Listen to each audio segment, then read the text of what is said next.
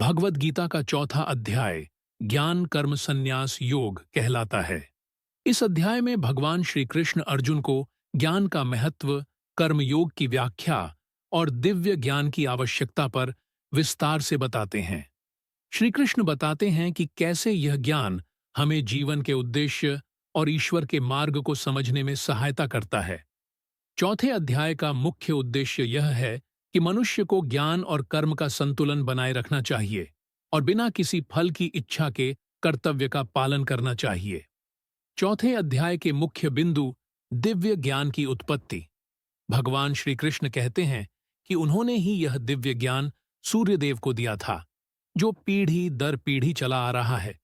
परंतु कालांतर में यह ज्ञान लुप्त हो गया और अब अर्जुन को यह ज्ञान दिया जा रहा है।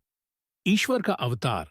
श्री कृष्ण बताते हैं कि जब जब धर्म की हानि होती है और अधर्म बढ़ता है, तब वे धर्म की स्थापना के लिए अवतार लेते हैं। उनका अवतार लेने का उद्देश्य धर्म की पुनः स्थापना, अधर्म का नाश और भक्तों का उद्धार करना है। ज्ञान का महत्व। इस अध्याय में बताया गया है कि कर्म करते हुए ज्ञान प्राप्त करना आवश्यक है। केवल कर्म नहीं, बल्कि उसे ज्ञान के साथ करना ही सच्ची मुक्ति की ओर ले जाता है। सच्चा योगी। श्री कृष्ण कहते हैं कि जो व्यक्ति निष्काम भाव से कर्म करता है और अपने कर्मों के फल की इच्छा नहीं रखता, वही सच्चा योगी है। ऐसा व्यक्ति ज्ञान को आत्मसात करता है और मोक्ष प्राप्त करता है। कर्म योग और ज्ञान योग। इस अध्याय में यह भी बताया गया है कि कर्म योग और ज्ञान योग एक दूसरे के पूरक हैं। ज्ञान से ही कर्म का सही मार्ग मिलता है और ज्ञान से युक्त होकर किया गया कर्म मोक्ष की ओर ले जाता है। यज्ञ का महत्व। भगवान श्री कृष्ण बताते हैं कि यज्ञ का सही अर्थ केवल हवन करना नहीं है, बल्कि कोई भी कार्य जो निपुण स्वार्थ भाव से किया जाए, वह यज्ञ है। कर्म को भगवान के प्रति समर्पित करने से ही व्यक्ति के सारे पाप धुल जाते हैं।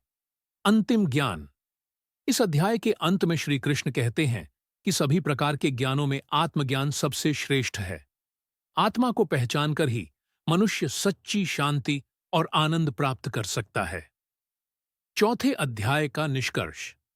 भगवद गीता के इस अध्याय में भगवान श्री कृष्ण ने अर्जुन को ज्ञान, कर्म और भक्ति के महत्व को समझाया।